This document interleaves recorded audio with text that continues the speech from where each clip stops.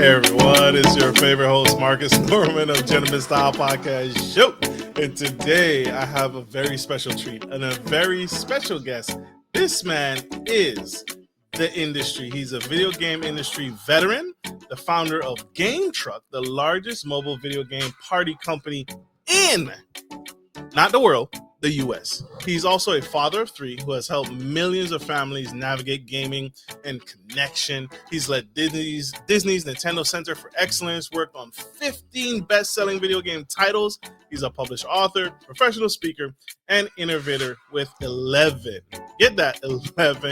patents. He combines science, storytelling, and practical advice to help us, you, me, and families across the United States do better and live better lives and establish better relationships. And he is helping us here on the Gentleman Style Podcast stage make the connection between our kids, our parents, and video games. And so without further ado, help me welcome to the stage the incredible round of applause, Mr. Scott Novis.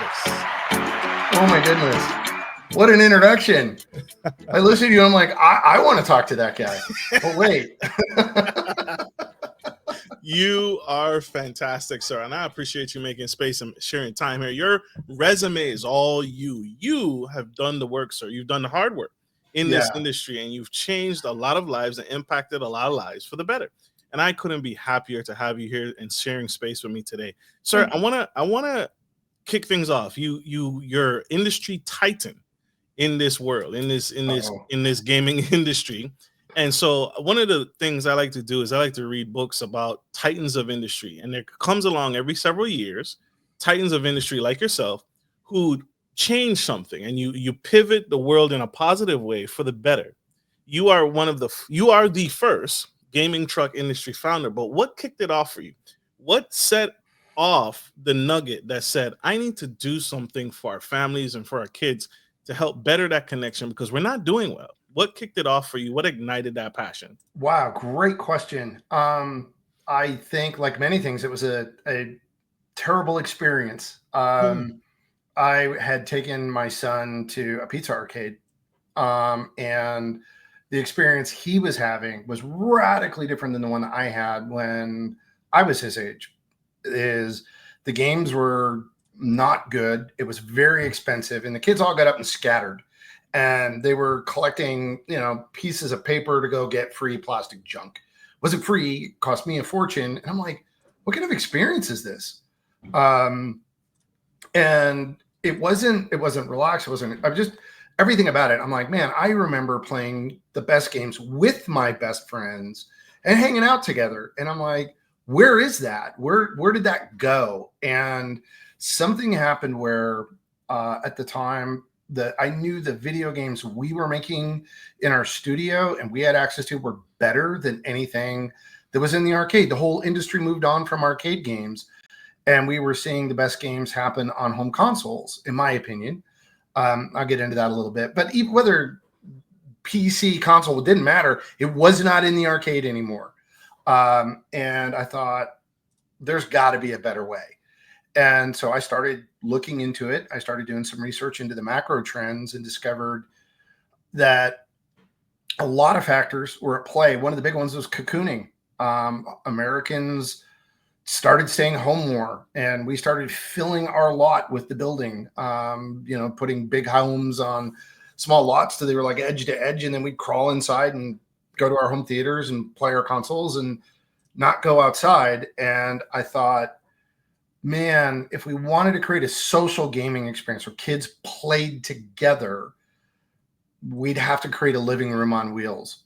And that's where I started with, was what was the experience? And it was playing the best multiplayer games together. And I looked at strip malls. I looked at what were called LAN stores at the time. And just the only thing that made sense was like, you got to go where the kids are and they're at home. And how do we bring them that experience? Like, we put it on wheels. That became the impetus for GameTruck. I did not invent video games in a trailer. My big insight, what I did get a patent on, was the idea that it's social. Almost everything was about you playing by yourself. They want to distract you from the fact that you're playing a video game in a little itty bitty box. We wanted you to know that who you were playing with. It was the social environment. Of course, we want you to see the other screen. That's half the fun. I mean, you listen to some gamers lose their minds about screen peeking. Yeah. See my screen. It won't matter if you're good. It's like you see me coming and there's nothing you can do about it. That's the kind of gaming experience we had as kids. It's like you could see everything that was going on. And even today, almost 20 years later, kids will come off the truck going, that was so much better than playing online. Yeah, because humans are meant to play together in person. Even if it's video games, playing together in person is super powerful. And that's what we wanted to create. And I got really lucky. It worked. Absolutely. So tell me the psychology again, but I think there's something to be uncovered, and most businesses can uncover that in their own businesses. The psychology is people actually desire to see who they're playing against. It doesn't have to be this game of poker where I'm hiding my controller. You don't need to see my screen because you don't need to know my next move. Or if I'm playing Halo, you don't need to where I'm hiding. Right. Well, so it's interesting. You talked about the psychology. I broke it into PC gaming and console gaming. And for me, console gaming is like music. Sometimes you want to listen to music by yourself, but the energy you get at being at a concert, the energy you get of playing music together with other people is amazing, right? I mean, there's a whole touring concert industry because we love sharing music together. And when you get into whether it's a tablet, a PC, where there's one screen, one chair, never share. Well, what would music be if you never shared it with anyone else? If no one else ever heard what you heard, but you can listen to it together separately, but never together. Doesn't that seem weird to you? It does. It does. You know, and so the niche that we were trying to bring back was it's okay to play together. 4 players can play Madden on one screen and nobody loses their mind, right? 4 players can play NBA 2K on one screen. 8 people can get into a Smash game and they're losing their mind because the game is fun, not because it's somehow cheating for you to see me. And the other thing that we get and we see over and over again is there's this concept of human communication. And words are like 7% of it. Your tone is like 20% or 30%. More than half is body movement. People talk about the amygdala all the time as sort of the fear engine. It's a little almond-shaped thing way back at your brainstem, and they talk about it being for fight, flight, or freeze. Turns out there's 4. There's a fellowship one. We will look out for each other. And we learned that from bonobos. I could go down the rabbit hole. But here's the point. The amygdala does more than fear. It also is the thing that dies us into social cues. It is the thing that amplifies the joy we feel when we're together. It's that old saying about when you've got really great friends, when something good happens, you're twice as happy. When something bad happens, you're half as sad, right? We help lift each other's emotional loads and also amplify each other's joy. And we see that when we're playing together in person. You need the whole body, the whole experience to have that. When you funnel it down to an internet connection and you wipe out ever seeing the other person at all, you lose a lot of information in the channel. A lot of our visual processing is just nerfed, and you end up with a 1 or 2 dimensional experience instead of a fully 3 and 4 dimensional experience. Absolutely. I want to stick right here for one more second because this is good, right? This is absolutely good. And I enjoy this because I see what you're laying down here, and I see the selling point to parents, right? I'm not further dividing your child socially. I'm bringing a connection in, especially if the child is fearful of making that connection, right? I think of the fear that we have, and thank you for clearing that up about the amygdala, right? I can see the fear that someone has socially when it's like their first day of school. Well, the console removes that fear because now I'm playing a video game without the social interaction, but you're bringing the social interaction in a better way, in a friendlier way. That was our whole intention, right? Yeah. The entire intention was to play the best games with your best friends. And that has been what has carried us for almost 2 decades. It is magic to have fun with people you like and people you know and have shared experiences. We need 4 things to form friends. And one of them is, we need synchronization. And here's a big deal. And this is one of the things that I want to get out to parents of why it's super important that they intentionally pick the game experiences they want their kids to have. Is one is in person, synchronization, right? Face to face at the same time we're doing this, right? The second one is it has to do with the community. The commitment level has to be very high. It's not easy to join. It's not easy to leave. Not anybody can just go to your house and play. They have to be invited.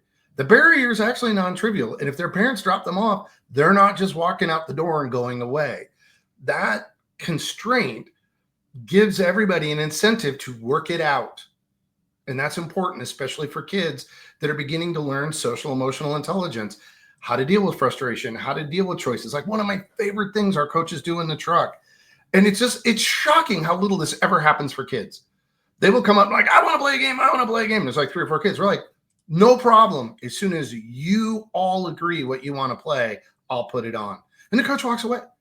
They have to sort it out themselves. And they'll just stare at each other because they're used to everybody telling them what to do and taking care of everything for them. It's super rare today for kids to be allowed to work things out among themselves. That's one of our standard policies. Figure it out. You can. And the clock's ticking.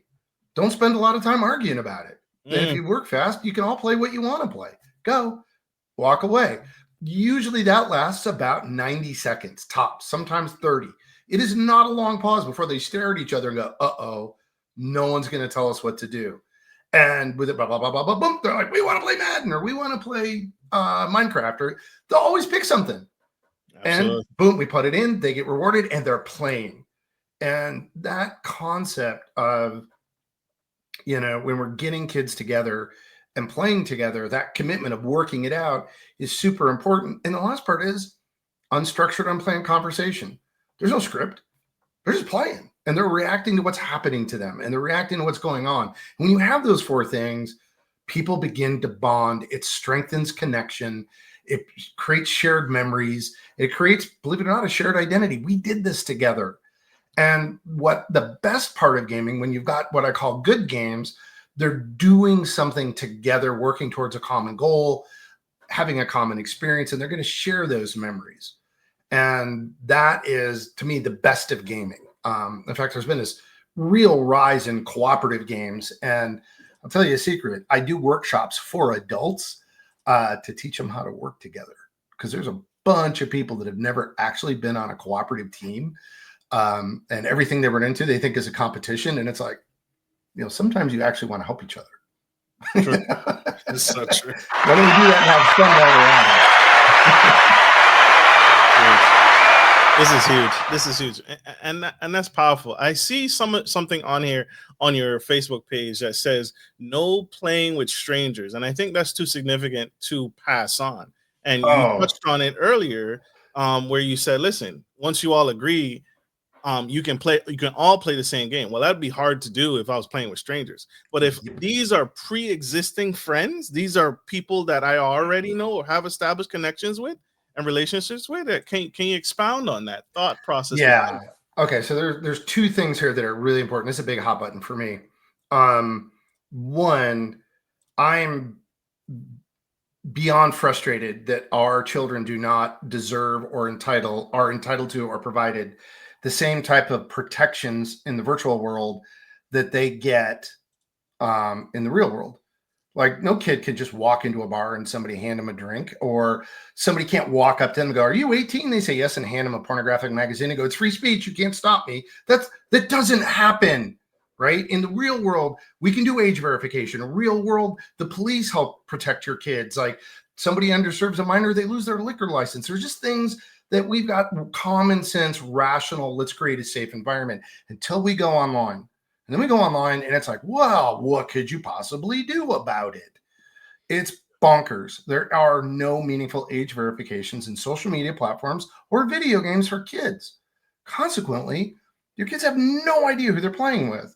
So for me, this goes into that realm of what a lot of parents are concerned about: screen time, rightfully so.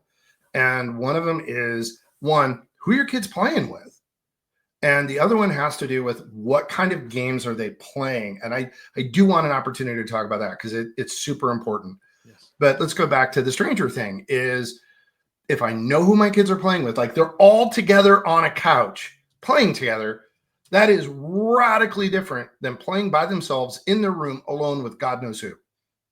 It's just really simple. That might be 5 minutes too long. On a couch, have all afternoon. Knock yourself out, kids. Go for it.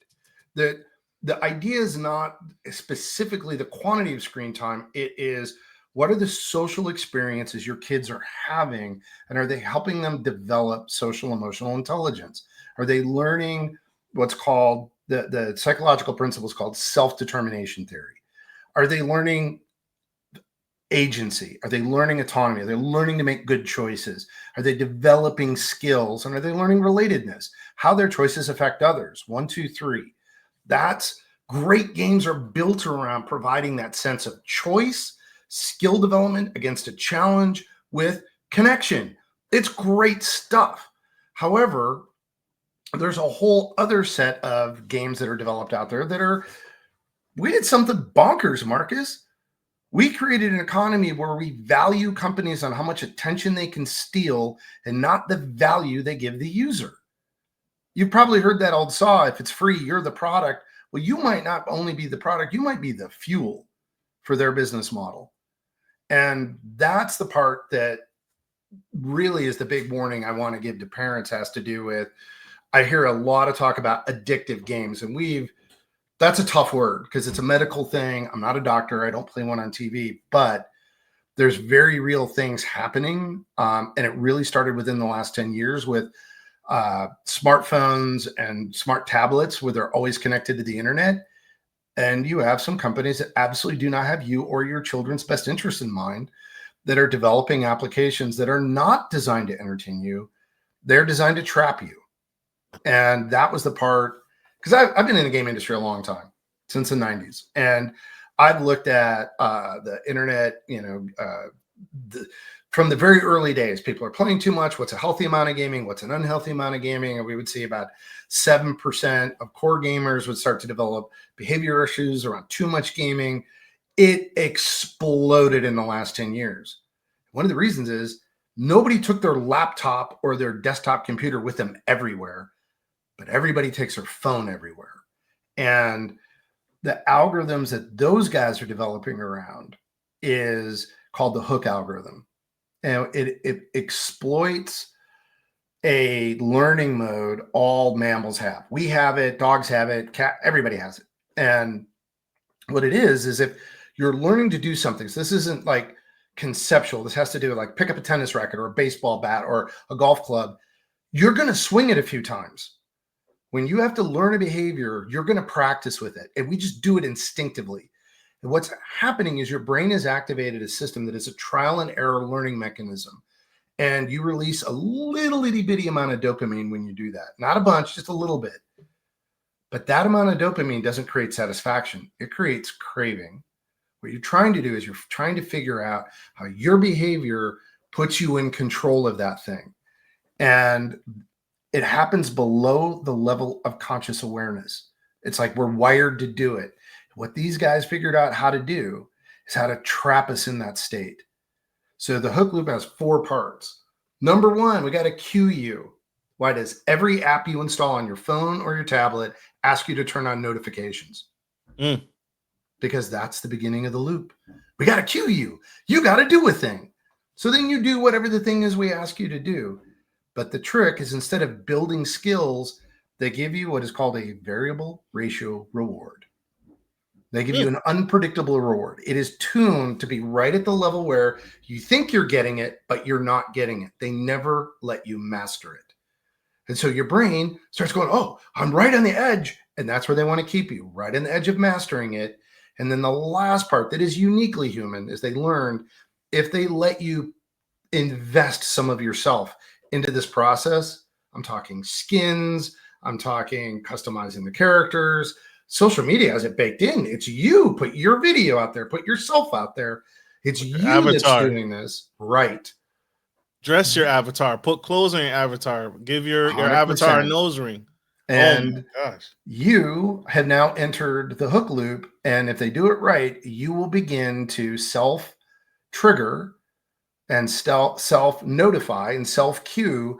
And like a cigarette addict, like an addict reaching for a cigarette, you have to pick up the phone, you have to pick up the device, and you have to keep playing Without even being prompted. It's without gotten even being prompted. You start self prompting. yeah. And what blew me away was that you're seeing like most of everything we knew about addiction. Is a great YouTube video called by John Hari called "Everything About Addiction Is Wrong."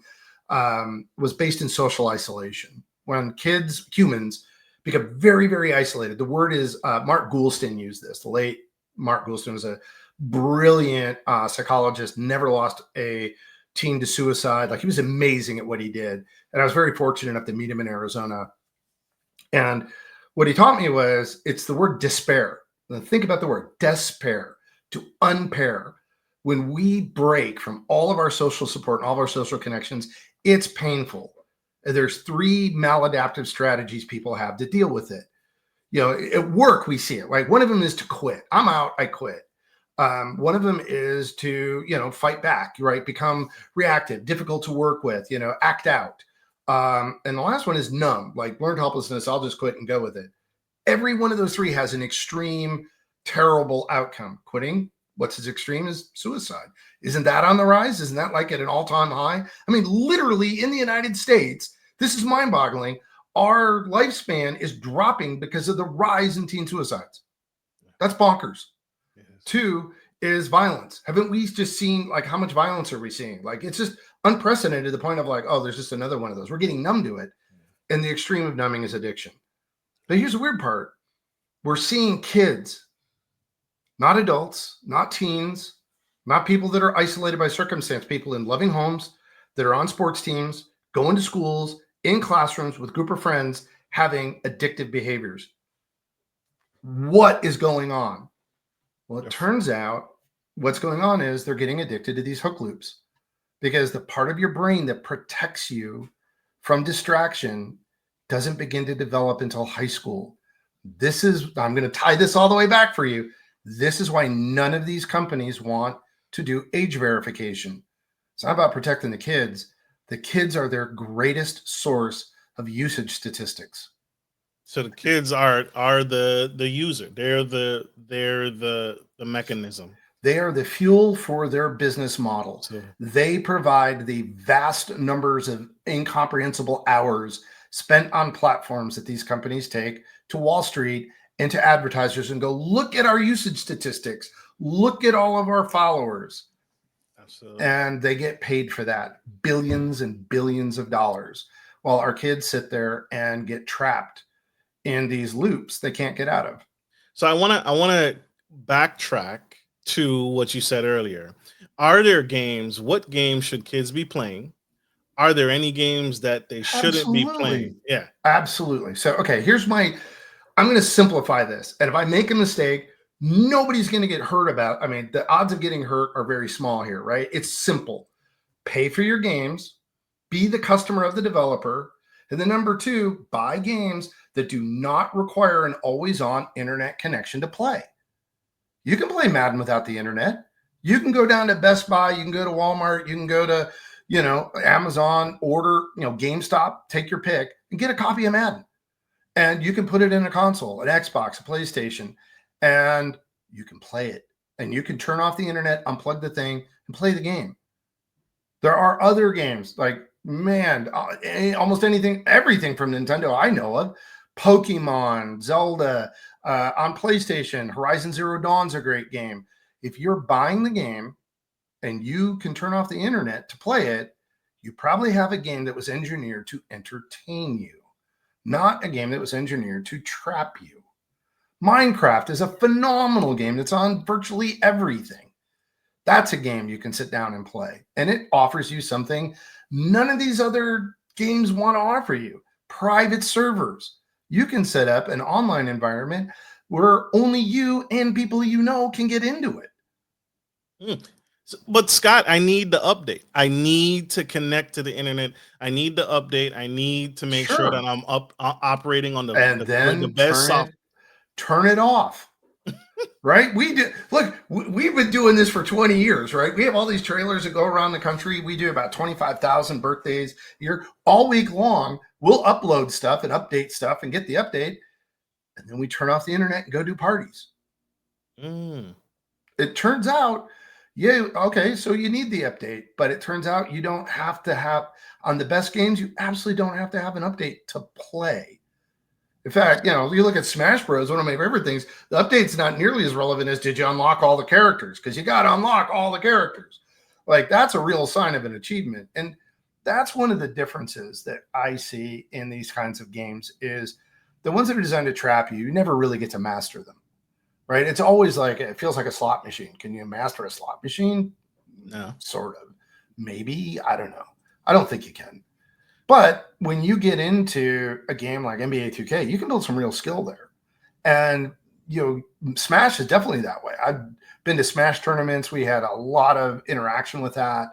During COVID, we switched into doing virtual tournaments. And we focused on really high quality games that were fair, right? You could develop a skill, and that's the difference with a skill. Look, once you get good at hitting a baseball, you can predict with a pretty good level of certainty, like you can project how you're going to perform. Maybe you could always do a little bit better, but you can see how you've improved over time. When you get into these sort of attention trapping games, it's always random. And the other thing that I've noticed, it was probably one of the videos I posted that got the most criticism from gamers. When I talked about complaining, is that if you talk to your kid like the game's their job, like you want to ask them, like they'll give you clues if they're stuck in a game or it's a real game. Like Minecraft. What are you working on? What do you find hard? What's challenging? What are you trying to do next? Every kid I've ever met that plays Minecraft can answer that question. They sound like little project managers. They sound like it's their job. And then they want to show you. They don't want to tell you. They're like, come here, play with me. They want you to log in next to them. They want you to sit down. They want to show you what they're doing. They'll run all over the place. We did this really cool camp where we did Minecraft build competitions. It was amazing. Teams of four would get together and build tree houses, and then they had to show them. So we were trying to teach them that not all competition is sports. Sometimes it's creative, like being an architect or an artist. You have to compete for business or whatever. And so then you have to present your work, and everybody had to contribute. It was an amazing project. And they were all over it. That is radically different than the types of complaints I often hear about. Oh, the loot crate came and somebody won the game. Like, you think you're about to win, and then out of nowhere, the game drops something on you that completely unbalances the game. And most players I know get really irritated, and they'll start talking about the pay-to-win syndrome. There's no pay-to-win in Minecraft. What's there to win? Nothing. And so are you somebody who's trying to act out your vision, or are you a victim of the developer who's doing things that are unfair? Absolutely. You brought some you made me point the finger at myself. I have been sucked into games that I find myself, just like you said, if it's a real game, if I can develop skill, but the person with the big enough wallet can come in day one, buy all the cheat codes, buy all the, let's stay on the same topic. I can buy the super boost sneakers that make me run faster. Mm-hmm. I can buy the jersey that gives me the dunking power. And now it has completely flipped me on my head. And now it's no longer about skill. It's about how much money can we milk this cow for? How much money can we, how many times can I get this player to come back with this new shiny power up item? And it's only 10 payments of $14.99. Right. And you're an adult who can put that down and walk away. You get 9, 10, 11-year-old kids sucked into that stuff. They literally don't have the neural circuitry in their head to protect themselves from that stuff. And they like one of the number one gifts now is video game gift cards. Why? Because they go get grandparents and everybody else. That's all they want. And they go buy all this stuff. And I'm like, to me, I love the title of your show, God, Family, Finance, Self. I go back to, we should's a big word. I try not to should all over anyone. So this is for me.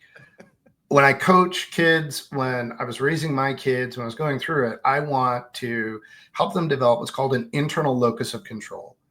That sense of maybe I can't control everything, but there are things I can. And I'm going to focus on what I can do about it. Like one of my favorite quotes was from Colin Powell. He said, things will look better in the morning. Because if they don't, you've had a good night's sleep and you're going to work your butt off to make them better in the morning, right? It's that attitude of I have agency. I am a person of impact. I can make a difference. And when we cultivate kids around that idea, they're amazing, right? They have nobody knows what anyone's potential is, especially kids. That could be anything. And when you get into the victim mentality, man, I think that the reason right after Eve, the story of Cain, is the first story in the Bible is watch out for resentment, bitterness, and self-pity. They don't lead anywhere good. And I just feel like, when you get into environments where you're feeling sorry for yourself like that, it moves your locus of control from inside to outside. And now all your attention and energy is focused on things you don't control, and you're stuck. And if you can keep it inside, then you have an opportunity to make maybe your world a little better. And who knows, maybe somebody else's world a little better. And I felt video games, the ones I worked on, the ones that we participated in developing, share that idea of let's face a hard challenge. Let's develop some skills to overcome that challenge and persist until we overcome the challenge. That is a super transferable skill.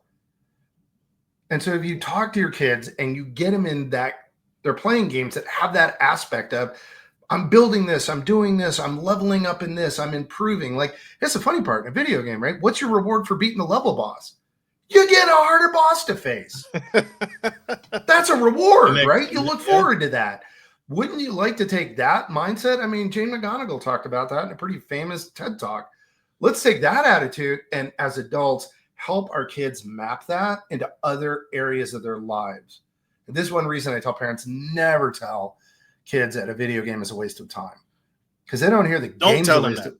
Do not tell them that. Okay. Because a game to a kid is facing hard challenges, developing skills, and persisting. They don't hear the video game's a waste of time. They hear that behavior is a waste of time, because that's what it is to them. Absolutely. And so if you're telling them, wow, facing problems and developing skills and persisting is a waste of time, all right, I won't do it anywhere. Right. You want to take that mindset and channel it. Use your lived experience to help your kids map it. And I see some parents take that message and run with it. Somebody I'm really close to, she got her son involved in track. He's a big time gamer, hated track, but did it. And it was really all about, you do hard things, right? He goes, I do hard things. So he hated it, but he finished it. And then the next year came back and, okay, now what are you going to do? So it was cross country first. Now it's track. She's like, I don't care what you do, but you have to find something you like. Kid got into shot put, crushing it. But it was the mentality of, not that you're a gamer, you're the kind of person that faces challenges, develops skill, and persists until you overcome. And that led him into a sport he didn't even know existed. And it's perfect. And this goes to another thing I've noticed about gamers. They really are more into individual sports than team sports. Like, they will go do something where they can be better than who they were yesterday. They don't really enjoy competing with who somebody else is today. And I see that over and over again, where parents kind of get a little wigged out at, oh, my son's not in sports anymore. And I'm like, well, ninja gyms are really popular. Jiu-jitsu, super popular. Individual sports, golf, tennis, super popular. They want to compete. What they don't want to do is get crushed by somebody that's 11 months older and 50 pounds heavier. And they're not stupid. And 3 years advanced in the game. Exactly. Been playing a lot longer than them. Or like, oh my gosh, yeah. It's the whole other trend of how kids' access to sports has collapsed. I mean, 50 years ago, there were 200 Division I colleges, sports programs. There's 201 today. We've doubled our population, tripled the number of kids going to school. My alma mater had 19,000 students in 1984 when there were one football team, one baseball team, one basketball team, one of everything. They have 105,000 students today, 5 times as many. One football team, one baseball team, one basketball team. I mean, by 11 years old, 80% of kids are falling out of team sports. And you and I know where they land. My world, video games. Yeah, that's why it's now in the Olympics. Now there's EA Sports Gaming. It's now. Oh my God. Yeah, look, getting into professional anything entertainment is super competitive, but there is professional video gaming. Yeah. It's a career. Colleges. I met the guy who had started a professional esports team, and we were at the Waste Management Open, big golf tournament, and he turns around and he looks at the scoreboard and he goes, "The kids on my team, every one of them make more money than anybody on that board except the top 3 players." I was like, "What?" He goes, "The viewership is off the hook." Was it the Overwatch World Championships had 4 times as many live viewers as the Stanley Cup Finals? Really? Yeah. And most people I talk to have never heard of the Overwatch. They're like, "What? There's a thing?" And they're like, "Yeah, it's global. There's like 7 billion people, right? So globally, gamers are all over the place." And you put something up online, they can draw massive, massive audiences. And are people following these tuning in for the players, or are they tuning in because of the game? Are they tuning in because of the like I don't have a definitive answer. I will tell you what I learned being involved in that space is that our sports have become so cutthroat and competitive. We've lost the community play. I do think that's one of the reasons soccer is the biggest sport in the world. Is you can play, and you see people do this all the time. They play at their local school and every level all the way up. And so there's a lot of participation because so many people in so many areas of the world play. They know how to relate to the game and they know how to recognize a high level of skill.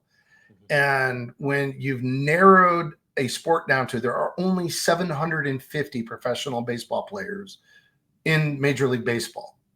Less than 1,000, right? Think of that pyramid. 1,000 of those guys, maybe 10, 20,000 in the minors, then maybe 100,000 in college, then 14 million in communities. People drop out of the sport incredibly fast. And in video games, they don't. And so what you find is they will play because they play the game. And it's the single biggest thing holding back esports as being popular is it's pretty much only watched by people who play the games. Imagine how big the NFL would be if only NFL players watched it. It'd be nothing. It'd be nothing. Yeah. Right. So they've done a great job making it for the average fan. And esports has done almost nothing to make. They have tried, but I joke about imagine an IT person with quarterback confidence. It could be rough sometimes. There's not a lot of room for your feelings. Not at all. Not at all. You touched on some mistakes that parents make when trying to control game time with socializing and life. What other common mistakes do parents make when enforcing the common one, which is screen time? Hey, you got 30 minutes on the game, you got 10 minutes on the game. Got it. So let me give you the breakdown. Let me give your audience some takeaways. So let me give them some practical tips they can use to get a handle on this. So I've kind of alluded to it, but let me give it a more direct way. Number 1, how do we end game time without a fight? Step 1 is you have to learn how the game ends. Now, that's one of the biggest problems for parents, especially if they're not big gamers or they're casual gamers themselves, is there's no obvious only one way that a video game ends. They're all over the place. Some games you can't save. Some games you can't even pause. Some games your kid might be playing by themselves, or they might be, playing on a team. I've never met a parent that would walk out in the middle of a baseball game while their kid is on the mound about to throw a pitch, grab them by the scruff of the neck and drag them out in front of all the parents, all the players, and everybody going, "We're going to dinner now." But you can be totally forgiven for doing that to your kid with a video game because none of the social cues are present, right? All you see is them with a headset on in front of a screen in a chair. You don't know who else they're playing on a team with. You can't see the other team they're playing against. You might not even know there's an audience.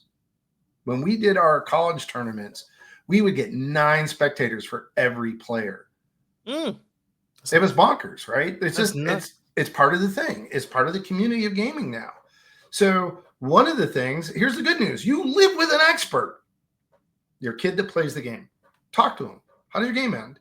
How can it stop? Can you pause it? Who are you playing with? Do you play with other people? Who are those people? How does it work? The more interest you show in it, the more likely they are to, one, they appreciate the interest and they'll start educating you. If you really want to be brave, sit down and play a couple of matches with them or get in a little bit. It's actually really good if you're terrible at it. Do you know why? Because everything these kids see looks perfect. It's almost impossible for them to see what it looks like for a mature adult to struggle at something. Nobody shows that side of themselves. So they think they're the only ones that are weird. That's a real life actionable tip. So get involved on your website and on your webpage. It shows you kids are playing with their parents are playing with their kids. Yeah. And actually learning. I have a list of games I recommend parents and kids play together that are just fun and they'll get you in there. But okay, so number one, you learn how the game ends. So number two is negotiate the end before they start, right? Hey, 5 o'clock, we're in the car, off to grandma's. Are you sure you want to get in an online game with your friends? My experience, gamers will game. Give them a choice. They will pick something they can pause. They'll be like, I probably don't want to do that. Then here's my pro tip. This is a secret, right? This is how we end thousands of video game parties every month. Don't yell at them. Don't touch them. Flick the lights in their room. About 5 minutes to go, maybe 10 minutes to go. Flick the lights. Humans are super sensitive to peripheral vision.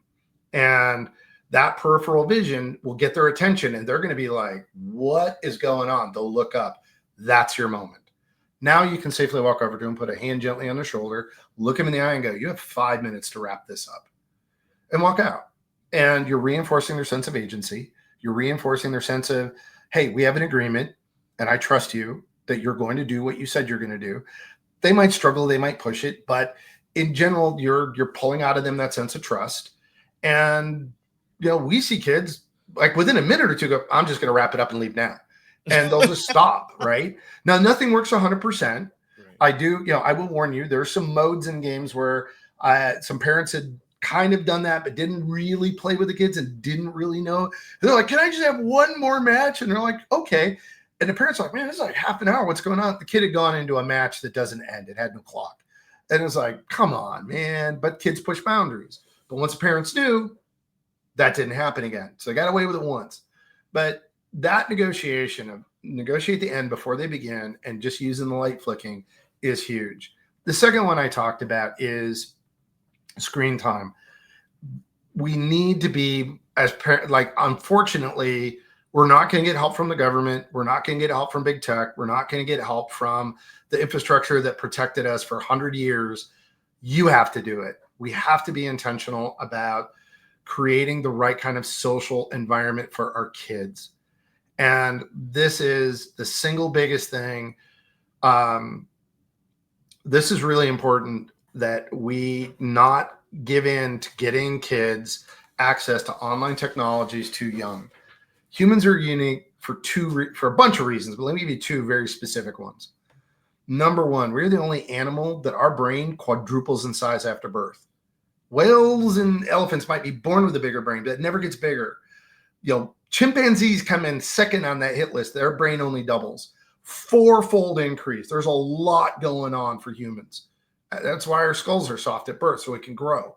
By 5 years old, a human child's brain will be 90% of the size it will be as an adult, but have more neural connections. They're nothing but a bundle of potential. Imagine a kindergarten room with a bunch of kids just running around. They're all uncoordinated, but they're learning. They are wired to learn. Then we do something else that is unprecedented in the animal kingdom.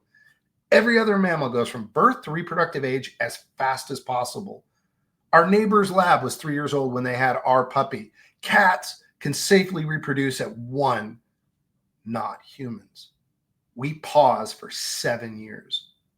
Think about that. Brain quadruples in size, gets absolutely massive. And you picture those kids where they look like a huge head whopping around a little body.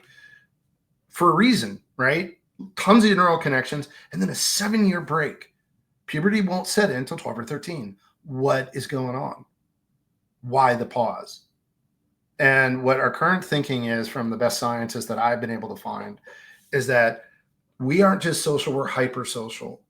We won the public goods game. We won the prisoner's dilemma. We figured out we are stronger together than we are in isolation. And despite whatever you might have read about power dynamics and oppression and everything else, it turns out humans value something more than power. We value prestige. And prestige has to do with your ability and capacity to influence and give back to the common good. And so during this 5-year window, what we've learned is that that's the window you absorb your culture. You don't just learn language, you learn foods, you learn like the identity. Like if I was to drop you in Japan in that window, you would feel Japanese. You would know what the jokes were. You would know what the idioms were. There would be intuitive things that would come to you that you absorbed from that culture. And if I pull you before 9, you'll forget all of it. If I drop you after about 12 years old, you'll always feel like a foreigner. So there's some magic that happens where we get knit into our society during that age, and we learn so much. The problem with screens in general is we're interrupting that natural absorption of community and replacing it with an algorithm that is designed to trap kids' attention and feed them novelty relentlessly so there are no norms. And when you delete cultural norms, whatever they are, it creates anxiety, fear, depression, and a sense of isolation. We're only individuals in the context that we feel connected to a community or a group. And so these tablets, these devices create exactly the opposite experience your kids need. Remember I said in person, at the same time, high commitment. Well, what do you get online? It's asynchronous. People can text and they don't have to talk in real time. It's definitely impersonal. We don't know who we're with. And it's about the lowest commitment community you can imagine. I mean, I've been in so many single queue games where people just got frustrated and quit the game and bailed on you. They don't work anything out. And you don't know who, I mean, you're not even sure who you're playing with. Like one of the most disturbing things I'll tell parents is like, hey, you want your kid to meet a pedophile, give them a tablet or a phone, right? Because that's where they're at. They know nobody's policing them. Nobody's holding them back. So they know that's the preferential platform to get direct access to kids in their bedrooms. It's bonkers, right? So don't do those things. How do we fix it? I'm a big advocate. Get them a console, something that's in a living room, something that's in front of a couch and hooked up to a big TV where you can see them play. Be intentional about the gaming experiences they have. Think about connection. Think about socialization, not just gaming for gaming's sake or gaming to keep them quiet or gaming as a babysitter. Thinking about who are they playing with and what are they learning from that play? And are you buying quality games that are helping them develop that internal locus of control? And then the last part is that conversation. What's hard about this for you? What are you working on? When you have that conversation with your kid, you can use that information to bridge their game experience, which is their lived experience, into the future you want them to have. You know, get them active, get them out there, get them doing stuff. That is a big part of what we try to do. When we did video game camps, we always intermingled it with activities like obstacle courses and, building things, because it's the blend. Gaming is just a piece of what you do. It shouldn't be everything that you do, in my opinion. Absolutely. And continue in your opinion, do you think or do you feel that the claim that some kids say, right? I play video games and adults, not just kids, but Sure. I play video games to decompress. Should gaming be seen as a legitimate stress relief activity? If he's going to play Halo and he's going to be blowing stuff up and shooting up stuff, or So playing Super Mario Brothers, right? Playing Super Mario Brothers, Smash Brothers, or those powerhouse Nintendo games. There was Mario Kart Racing. okay, so for me, and like I've been in this industry a long time, for those kind of games that you just mentioned, I haven't seen any harm come from those, right? Those ones have been like, when we're going down that path of actually playing a game that I think is a self-determination game, right? One that is reinforcing a sense of control. It's just another form of entertainment. The developer is trying to entertain you. They're trying to give you an experience that you enjoy and you remember. I played a ton of games with my kids. My daughter just got her degree in game development. Like, that was fine. We didn't get the same meltdown, addictive behaviors. Like, this is what I'm concerned about, is there's a difference between, hey, I'm just decompressing. Sure.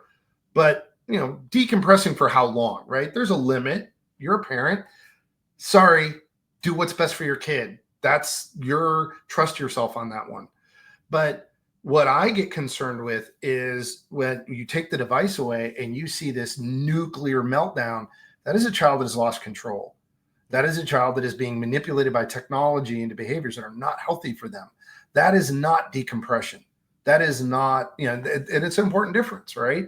If it's true that the game relaxes you, you should be more relaxed when the game is over, right? Right. If you're more upset, more worked up, and more stressed, that's not really a de-stressor, is it? Would you consider a child, like I saw this live with my brother. He had came to visit, and he got up like he was dead sleep, Mr. Navy. He was dead sleep, and he just got up in the middle at 2 a.m., went downstairs, hooked up a video game, and started playing. Is that another sign that child has lost control at 2 a.m. in the morning? You just woke up out of a dead sleep to play video games? Okay, so yes, one of the things that has happened, sleep disruption for kids, like one of the big things we're big advocates for is give your devices a bedtime, and they should not be in the bedroom. And because sleep is important, like that is the engine of how they grow. Like so many things, like every animal sleeps. Sleep is not a waste of time.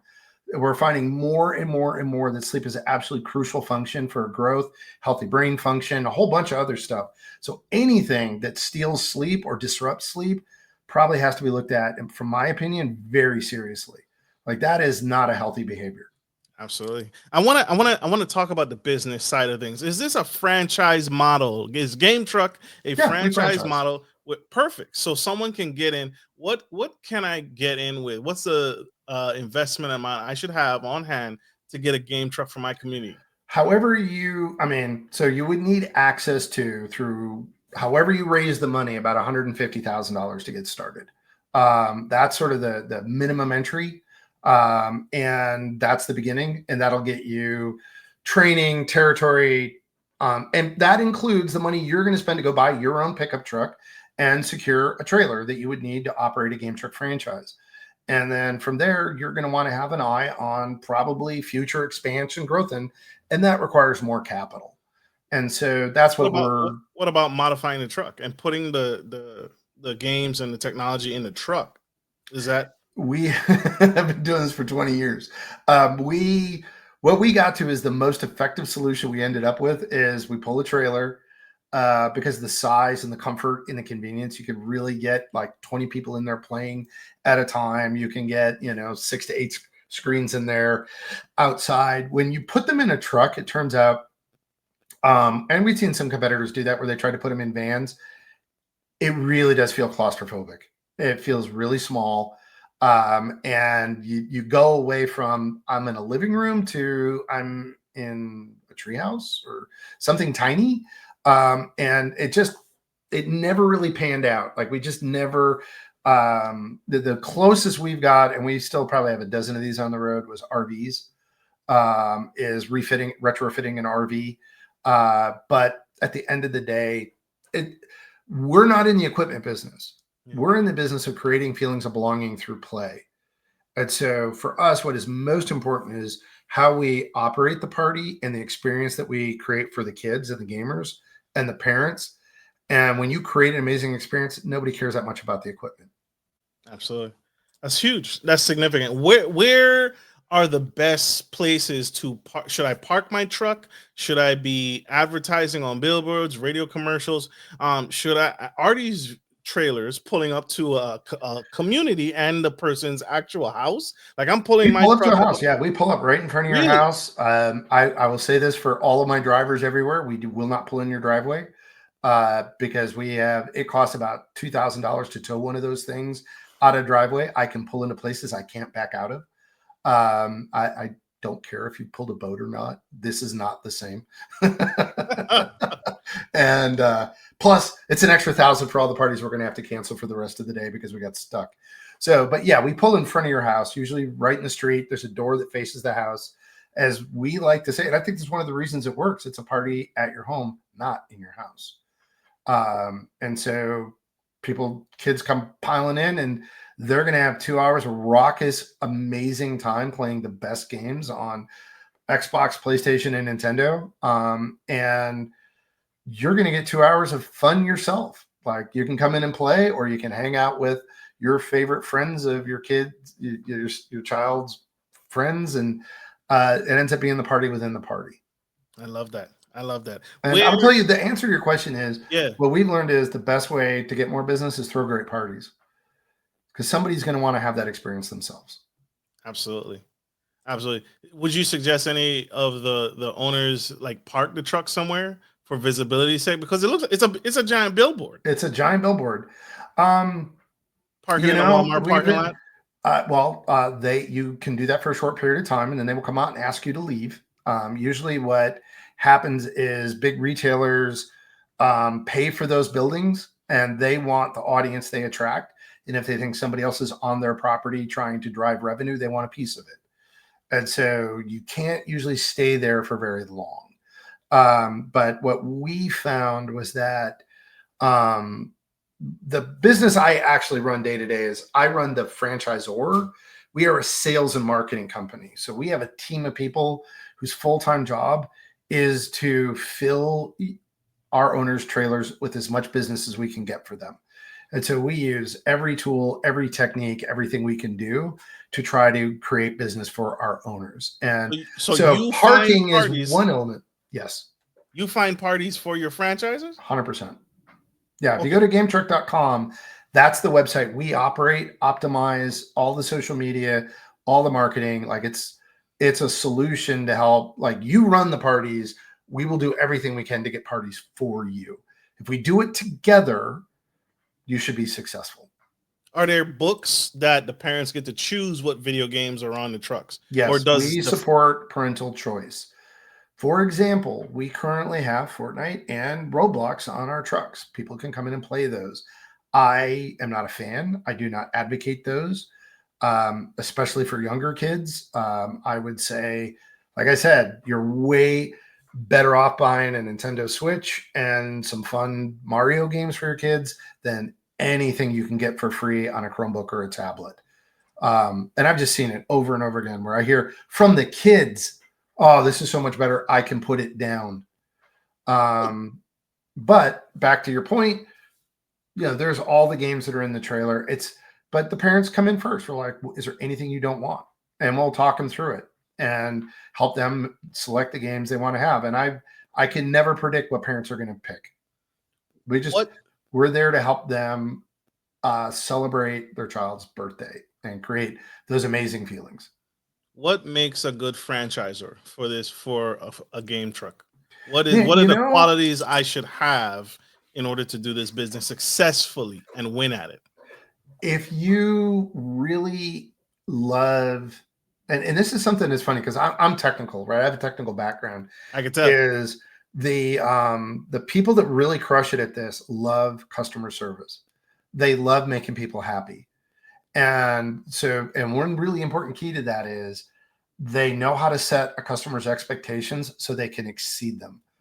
So they're not running around for approval, right? They're not like, oh, please approve of me. They're more like, I with confidence can tell you we're going to deliver this.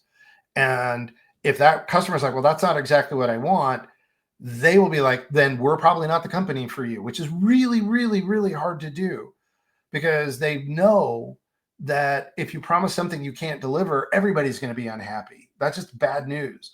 But when you get really clear and you're like, man, if you want this experience, we are the best people to deliver it for you.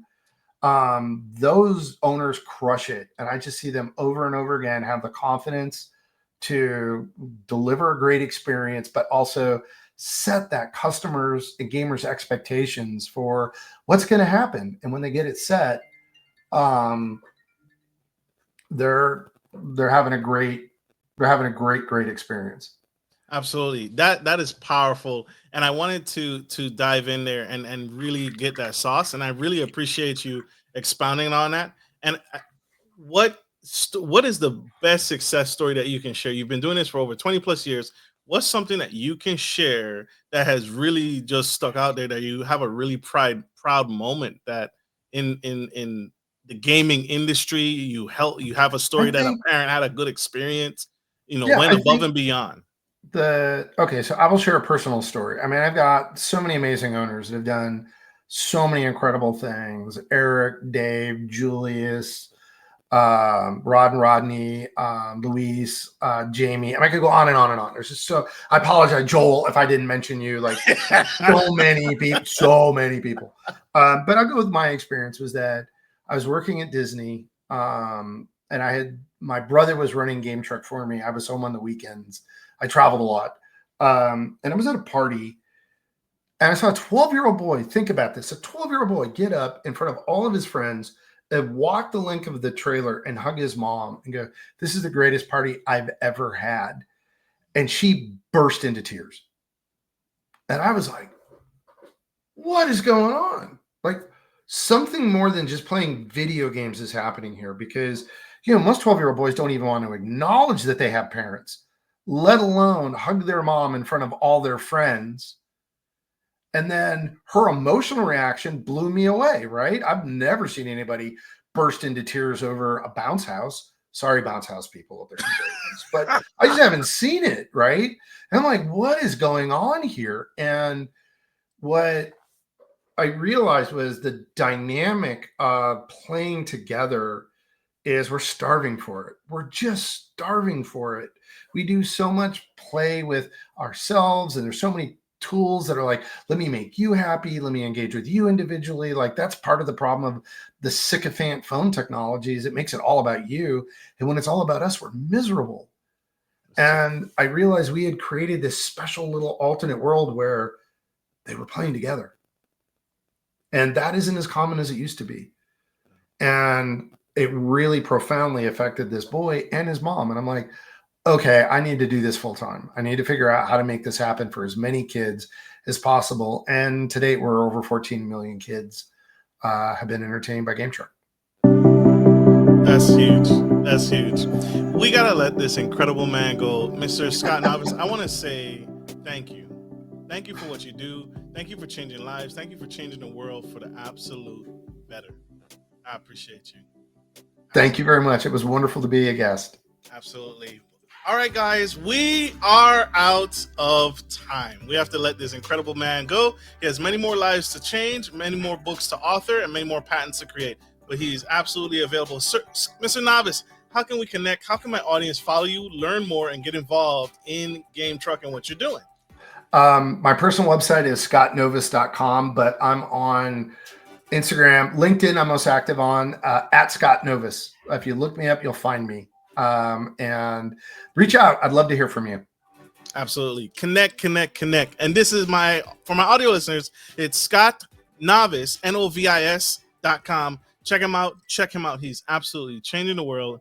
And for our business owners, get a franchise.